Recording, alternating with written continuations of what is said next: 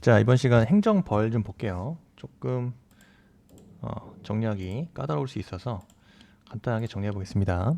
개념은 자, 행정벌은 그 행정법상 의무 위반에 대해서 행정 주체가 일반 통치권에 근거해서 과하는 제재로서 직접적으로는 자, 과거 의무 위반에 대한 제재를 목적으로 하지만 간접적으로는 심리적으로 쫄리게 만든다. 그래서 의무 이행을 확보하는 것입니다.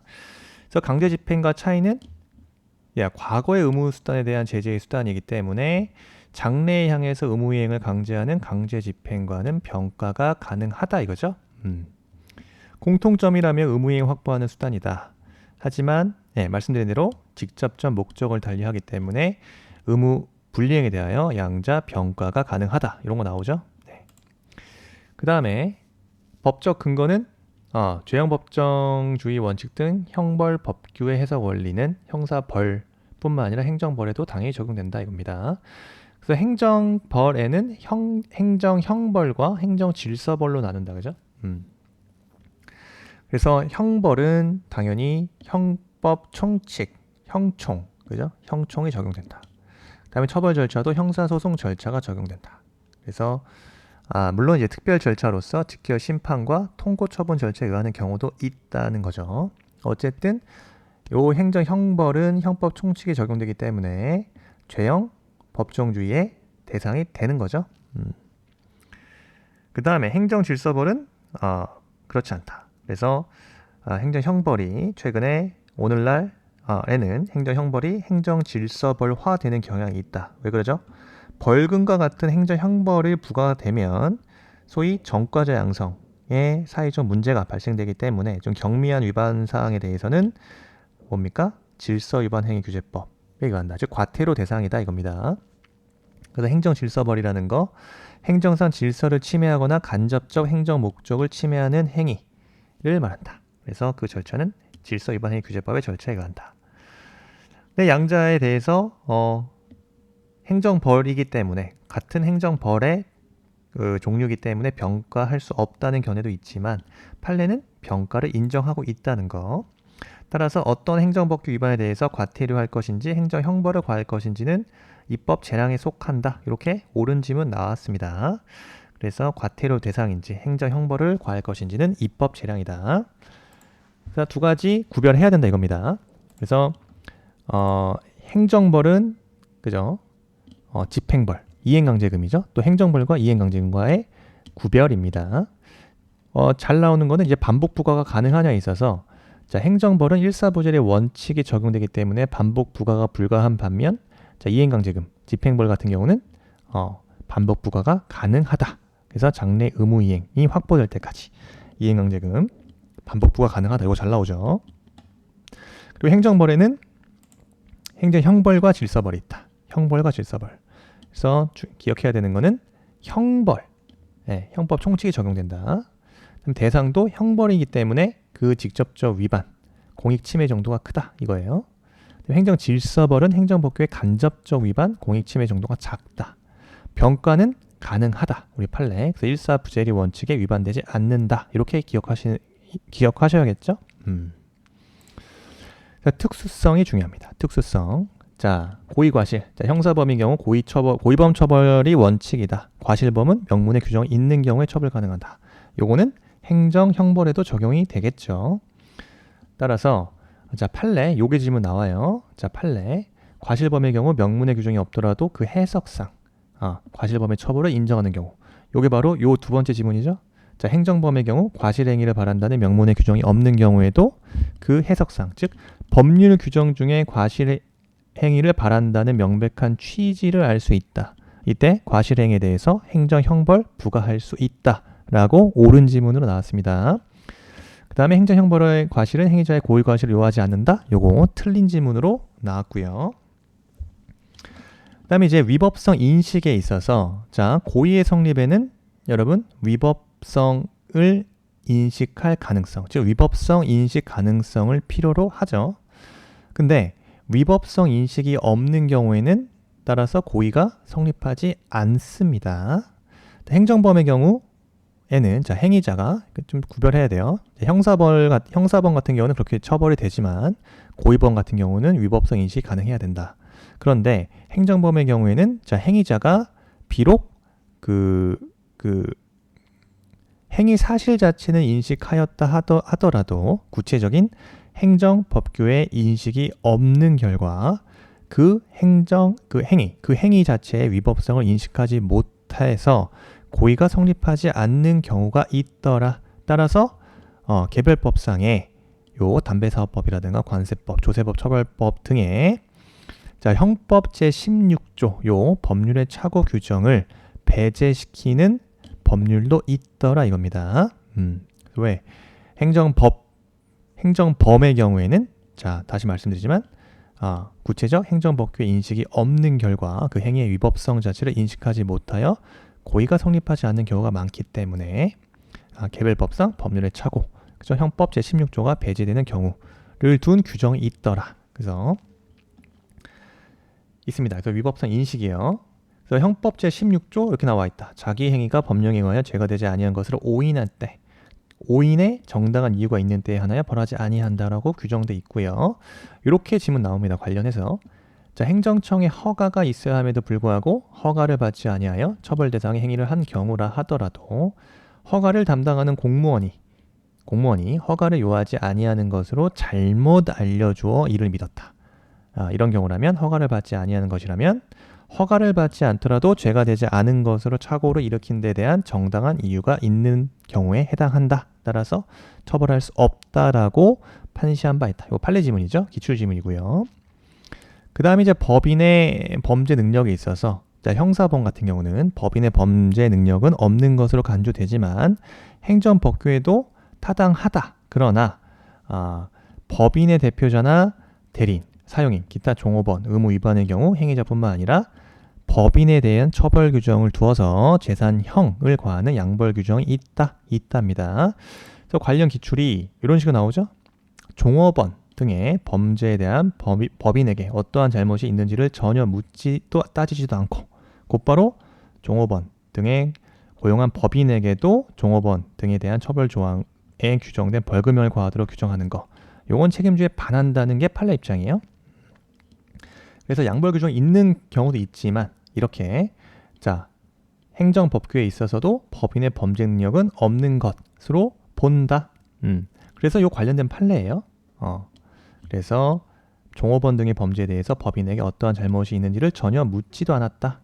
그래서 법인에게 종업원 등에 대한 처벌 조항에 규정된 벌금형을 과하도록 규정한 것 책임주에 반한다고 봤습니다. 반한다고 봤다. 그렇죠? 이런 판례. 그 다음에 이제 행정형벌의 특수성에 있어서 타인에 대한 책임, 즉 미성년자, 금치산자 이런 말들은 이제 말이 사라졌죠. 그래서 미성년자나 금치산자의 위법 행위에 대한 법정 대리인의 책임. 이제 이게 금치산자란 개념이 아니라 이제 민법상으로는 이런 말 안 쓰죠. 뭐 성년, 후견인 이런 말 쓰죠. 뭐 한정, 후견인 이런 말. 그래서 어쨌든 그렇게 위법 행위에 대한 법정 대리인의 책임, 종업원 행위에 대한 사업주의 책임은 책임에 대해서 양벌 규정이 있다. 이거에 대해서는 대위 책임으로 볼 것인지 아니면 그 자기 책임으로 볼 것인지에 대해서 이때는 어떻게 봅니까? 대위 책임이 아니라 주의 감독을 태만히한 자기 책임이라고 본다. 그래서 이것도 어떻게 보면 형사범이랑 좀 구별되는 거예요. 형사범에 있어서는 죄를 범한 자의 하나예요. 그죠? 형벌을 과하는 것이 원칙인데 행정범 같은 경우는 이렇게 양벌 규정이 있다 이겁니다. 그래서 현실적으로 행위를 한 자가 아니라 하더라도 행정법상 의무를 지는 자가 책임을 지는 경우가 있다. 이거예요. 이에 대한 책임은 대위 책임이라 보지 않고 주의 감독을 태만히 한 자의 자기 책임이다. 그래서 판례도요. 지방자치단체 소속 공무원이 이 자치사무 처리 과정이에요. 이것도 기관이인 사무랑 구별해야 된다. 어쨌든 자치사무, 즉 고유사무이기 때문에 이에 대해서는 법인으로 보지만 기관 위임 사무인 경우에는 자, 이것도 법인으로 보지 않죠. 이것도 후에 기출문제로 확인해 볼 수 있다. 이렇게 나와요. 그래서 자치단체 소속 공무원이 자치사무를 수행하던 중 고유사무이기 때문에 이해되는 지방자치단체 고유사무이기 때문에 지방자치단체는 같은 법 양벌규정에 따라 처벌되는 법인에 해당한다. 빈출입니다. 빈출. 그 다음에 양벌규정에 의해 영업주가 처벌되기 위해서는 종업원의 범죄가 성립되거나 처벌이 이루어져야 함이 전제 요건이 아니죠. 이거는 자기 책임이기 때문에 그렇다. 그래서 주의 감독을 태만히 한 자기 책임이다. 따라서 종업원의 범죄가 성립하거나 처벌이 이루어져야 하는 게 전제 조건이 되지 않는다. 요 정도. 이렇게 나왔네요. 다당의 판매원은 자 방문 판매 등에 관한 법률 양벌 규정의 적용에 있어서 다당의 판매업자의 사용자 지위에 있다. 이렇게도 나왔다. 그 다음에 자 행정 형벌에 있어서는요. 행정 형벌은 형사 소송 절차에 따라 과해지는 것이 원칙이라고 말씀드렸죠. 원칙이다. 그런데 통고 처분이라든가 직결 심판처럼 특별 절차에 의하여 처벌되는 경우가 있어요. 그래서 개념 보시면 조세범이라든가 관세범, 경범죄, 사범이에요. 그 다음에 교통사범, 그 다음에 출입국 사범에 대해서는 형사 소송에 가름하여 벌금 과료에 상당하는 금액의 납부를 명하는 준사법적 행정 절차를 말한다. 그래서 자 불복 절차는 정식 형사 소송 절차가 인정이 되기 때문에 잘 나오죠? 이 통고 처분은 행정 쟁송의 대상이 되지 않는다. 그래서 자 이렇게 나올 수 있겠죠? 관세법상의 통고 처분은 상대방의 임의에 승복을 그 발효 요건으로 하기 때문에 그 자체만으로 통고 이행을 강제하거나 상대방의 아무런 권리임을 형성하지 않는다. 옳은 지문이고요. 대상 중요합니다. 자, 통고 처분은 행정형벌의 특수한 과벌 절차라고 말씀드렸죠. 네. 그래서 벌금, 과료 등 경한 형벌에 부과되고요. 뭐 징역형이라든가 금고형과 같은 자유형에는 통고 처분 부과되지 않는다. 그 다음에 행정질서벌에도 통고 처분은 인정되지 않습니다. 행정질서벌에는 통고 처분이 인정되지 않는다. 이것도 잘 나오죠. 그 다음에 이제 통고 처분권자, 이것도 기억해야 된다. 그래서 통고 처분을 할 수 있는 주체죠. 그 행정 주체는 경찰서장, 세무서장, 국세청장, 출입국관리소장, 그 다음에 관세청장 등이 있다. 여기에 검사나 법원은 통고 처분권자에 해당되지 않는다. 기억하셔야 되고 그 효과 자체는 통고 처분이 부과가 되면 확정 판결과 동일한 효과가 즉 효력이 발생되기 때문에 일사부재리 원칙이 적용된다. 즉 이 무슨 말이죠? 일사부재리 원칙. 즉 동일한 사건에 대해서 다시 형사 소출을 하지 못한다라는 일사부재리 원칙이 적용이 되고 당연히 공소의 시효는 중단됩니다. 그 다음에 통고 처분 내용의 이행 기간이 경과하더라도 고발 전이라면 이행이 가능하고요. 그 다음에 요것도요. 자, 법정 기한 내 예를 들어서 교통사범, 관세범, 출입국사범 같은 경우는 10일 이러한 법정 기한 이내에 이를 이행하지 아니했다? 그러면 통고 처분 효력은 상실되고 통고 처분권자는 검찰에 고발합니다. 그래서 검찰에 고발하여 정식 형사소송 절차 진행한다. 이때 검찰은 뭐가 있어야 된다 그랬죠? 통고 처분권자의 고발 없이 검찰 자체적으로 기소할 수 없어요. 이것도 잘 기출되는 지문입니다. 검찰은 통고 처분권자의 고발 조치가 있어야 기소할 수 있다. 그래서 이 관련된 기출 지문들을 우리 많이 살펴봐야 되겠죠? 요거 일단 볼까요?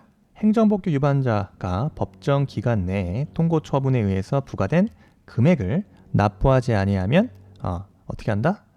비송사건 절차법에 의해서 처리된다. 요게 아니죠. 이렇게 정식 형사소송 절차가 인정이 된다. 이거 틀린 지문.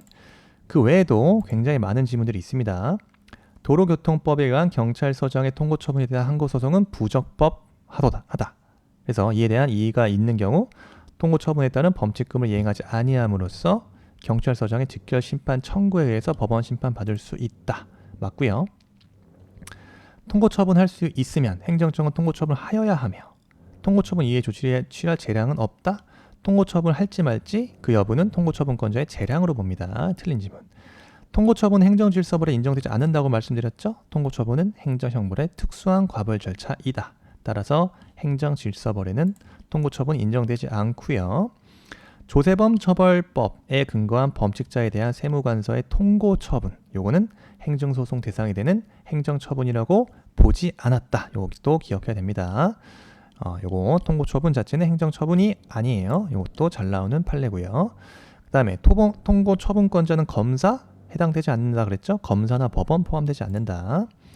통고 처분에 따른 범칙금을 납부한 후에 동일한 사건에 대해서 다시 형사처벌하는 것은 일사부재의 원칙에 반한다고 말씀드렸죠? 예, 이런 지문.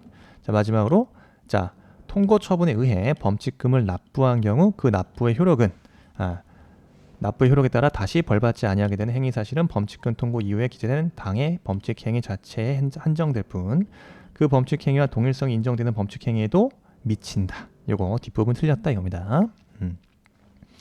자, 요 정도 행정 형벌 그 다음에 통고 처분까지 살펴봤고요. 문제 쇼터디에서 많이 풀어보시면 좋겠습니다. 감사합니다.